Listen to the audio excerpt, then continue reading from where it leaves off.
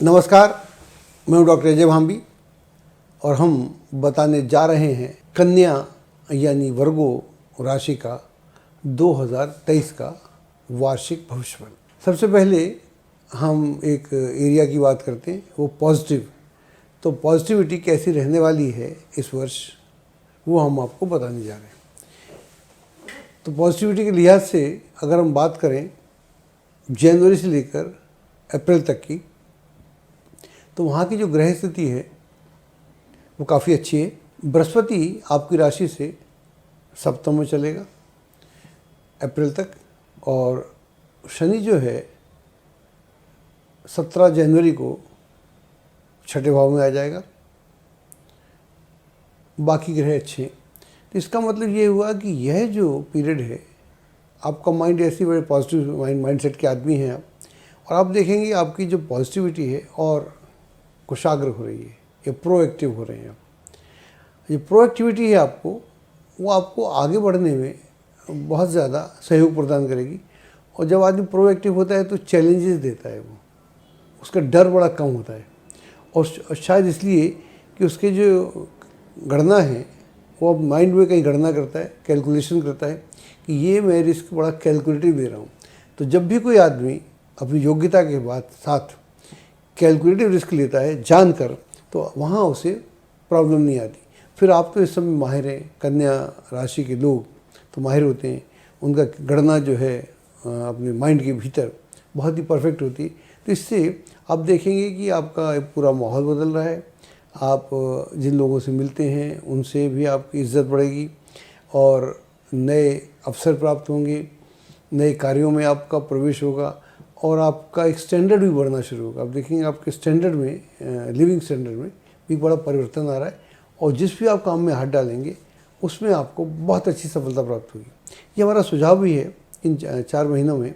जो भी आपके इम्पोर्टेंट कार्य आप समझते हैं कि इस वर्ष आप करने वाले हैं, उनको शीघ्रता के साथ संपन्न करें। जैसे कोई प्रोजेक्ट होता है उसको कर सकते हैं, कोई आदमी किताब लिखना चाहता है, बुक लिखता है, या कोई आदमी और कुछ करना चाहता है, साल भर की पढ़ाई करना चाहता है, एग्ज़ाम फेल के लिए जो भी करना चाहता है, तो उसको एक पूरी निचोड़ कर निकाल के अगर उसमें कर ली जाए तो बाद में उलझनों से भी निकला जा सकता है।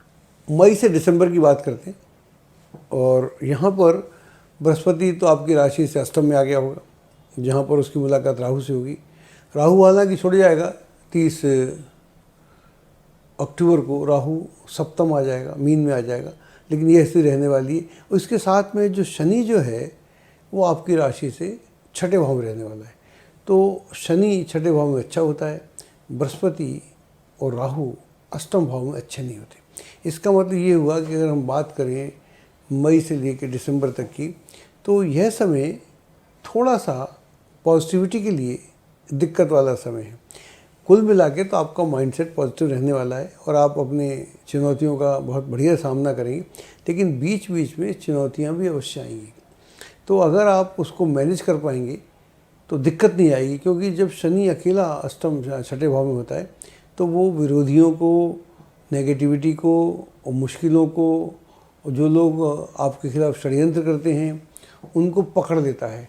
और गुरु भी अष्टम में, ऐसे तो हम खराब बोलते हैं, लेकिन हमारा जो अनुभव है, शास्त्र में खराब बोलते हैं, हमारा अनुभव है कि वहाँ पर कुछ अप्रत्याशित उपलब्धियाँ हो सकती हैं, कुछ अप्रत्याशित ऑफर्स हो सकते हैं, कुछ अप्रत्याशित काम हो सकते हैं। जैसे मान लीजिए आपको ज़मीन है, बिक नहीं रही तो बिक जाती है। कोई ऐसा काम है जो आपने खरीदना या बेचना था, कुछ और भी हो सकता है, कोई एसेट को निकालना था, वो हो जाते हैं।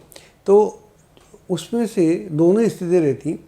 तो इसलिए हम बोलेंगे समय अच्छा है, लेकिन वहाँ पर एकदम दिखता नहीं है कि ऐसे साफ दिखता है, बस उसमें आप समझो कि आपको बिल्कुल दूर में लगा के देखना पड़ेगा, आप ऐसा देख सकते हैं। तो हम बोलेंगे ये पीरियड पॉजिटिव है। अब हम बात करते हैं नेगेटिविटी की। नेगेटिविटी की दृष्टि से नेगेटिविटी रहती है ज़िंदगी में साथ, ऐसा हो नहीं सकता दिन के बाद रात ना हो, रात के बाद दिन ना हो, ऐसा नहीं होता, लेकिन वो मैनेजेबल है। तो चूँकि पॉजिटिविटी की हमने बहुत बात की, वो अच्छी है। नेगेटिविटी थोड़ी सी है, बीच बीच में कभी कभी तंग करेगी, और वो भी इसलिए तंग करेगी क्योंकि नेगेटिविटी हम पे हावी होती है। ये एक जनरल रूल भी है और देखा भी है, जब हमारी अलर्टनेस ख़त्म हो जाती है, हम अपनी मान्यता से चलते हैं, सिचुएशन का एनालाइज नहीं करते। आप तो कन्या राशि के लोग हैं जो कि बुद्धि से संचालित होते हैं, आप तो स्थिति का एनालाइज कर सकते हैं। अगर आप ठीक से स्थिति का एनालाइज कर सकेंगे तो ये नेगेटिविटी घटने से पहले दिखना शुरू हो जाएगी, तो उससे बचा जा सकता है। तो ये टेक्निक सिर्फ आपके पास है, 12 राशियों में औरों के पास इतनी शार्प नहीं होती। फिर भी पूंजी निवेश संबंधी या इम्पोर्टेंट डिसीजन जो हैं मई, जुलाई और अगस्त में नहीं लेने चाहिए। अगर ऐसी कोई स्थिति बनती है, लेने की स्थिति बनती भी है, तो निसंदेह उन लोगों से परामर्श करें जिनको आप इस लायक समझते हैं। इनकी राय आपके लिए हमेशा अच्छी रहती है, उनकी राय लेंगे तो आपके लिए काफ़ी लाभ होगा। अब हम बात करते हैं नौकरी व्यवसाय की। इसको हम कुछ महीनों में बांटने का प्रयास करते हैं। अगर हम जनवरी से लेकर अप्रैल तक की बात करें तो हम बोलेंगे ये वो समय है, अगर आप व्यापार में हैं तो व्यापार में इजाफा कर सकते हैं, उसको फैला सकते हैं, बढ़ा सकते हैं, या कोई नया व्यवसाय कर सकते हैं, कोई नई एसोसिएशन हो सकती है, नई पार्टनरशिप हो सकती है। तो ये बहुत ऐसे कार्य हो सकते हैं जो एक बार अच्छा सा कार्य हो जाए तो ये पूरे साल को आराम से आगे निकलता चला जाता है। जो लोग नौकरी में हैं या नौकरी की तलाश में हैं, उन्हें निराश नहीं होना पड़ेगा। तो नौकरी की तलाश में हैं तो आपको उसमें नौकरी आसानी से मिलेगी, अच्छी नौकरी मिलेगी, जिससे आपका मनोबल भी अच्छा होगा और आपके आसपास का माहौल भी काफ़ी खूबसूरत बनेगा।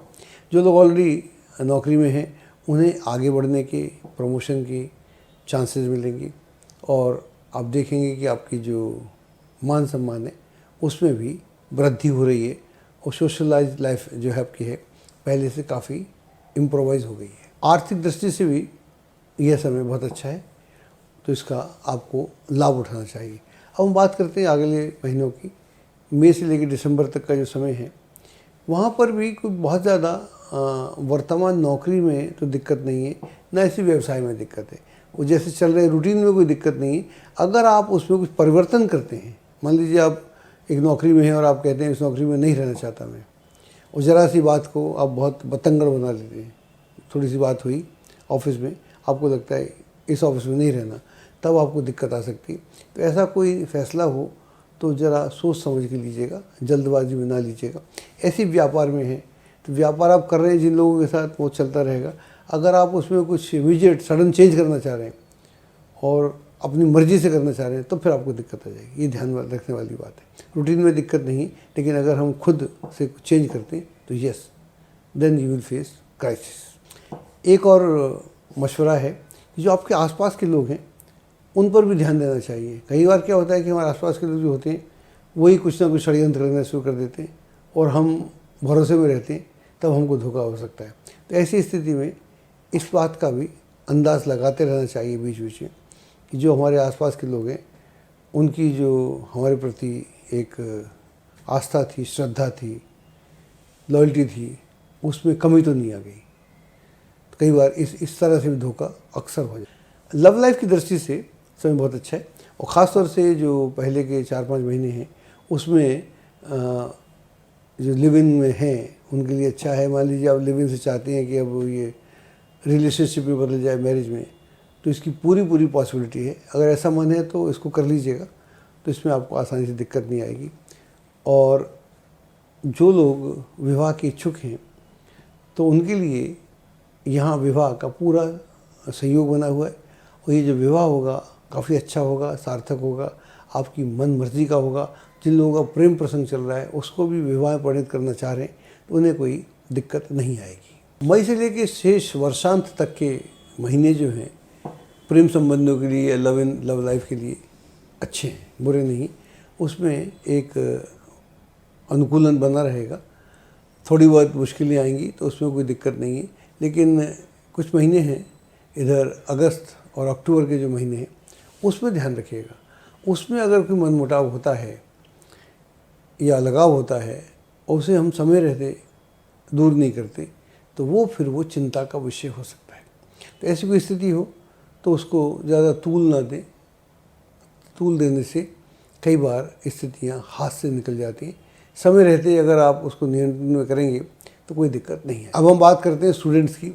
अगर आप विद्यार्थी हैं, स्टूडेंट हैं, तो आपके लिए शुरू के 4-5 महीने बहुत ही अच्छे हैं, जहाँ पर जो भी आपका लक्ष्य है उसे आसानी से प्राप्त किया जा सकता है, और लक्ष्य बड़ा भी हो तो भी किया जा सकता है। अपने प्रयत्नों में आप कमी ना आने दें। ग्रह स्थिति बहुत अच्छी है, तो वहाँ पर कंपटीशन में सफलता और वर्तमान नौकरी में उन्नति की सफलता, या हम बात करें स्टूडेंट की, नौकरी से एग्ज़ाम से नौकरी की तलाश में है तो उसके भी चांसेस बहुत प्रबल हो रहे हैं। वरना स्टूडेंट्स के लिए अपने लक्ष्य को प्राप्त करने में कहीं दिक्कत नहीं आएगी। बाद के जो महीने हैं मई से दिसंबर तक के, बुरे नहीं है वो, लेकिन उसमें आपको अलर्ट रहना पड़ेगा, जागरूक रहना पड़ेगा, और प्रयत्नों में सततता आना बहुत ज़रूरी है। अगर सतत प्रयत्न रहेंगे तो निस्संदेह आप अपने लक्ष्य को आसानी से प्राप्त कर पाएंगे।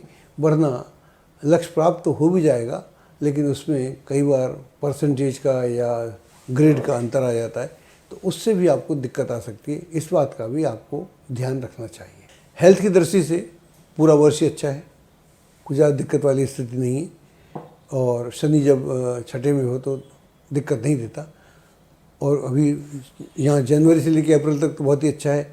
जो लोग हेल्थ बनाने के मूड में हैं या कोई नया रिजॉल्व करना चाह रहे हैं, लक्ष्य प्राप्त करना चाह रहे हैं, वज़न घटाना है या कुछ और करना है, उनके लिए कोई दिक्कत वाली बात नहीं है। हेल्थ के लिए अच्छा है, कोई विशेष हमको नहीं लगता। एक दो स्थितियाँ हैं वो टाली जा सकती हैं। दुर्घटना के प्रति सावधान रहना चाहिए, और जो लोग क्रॉनिक पेशेंट हैं उन्हें भी अलर्ट रहना चाहिए। कुल मिला के ऐसा कहा जा सकता है कि यह वर्ष आपके लिए बहुत ही माकूल है, और इसमें आगे बढ़ने के आपको बहुत बहुत अवसर प्राप्त भी होंगे।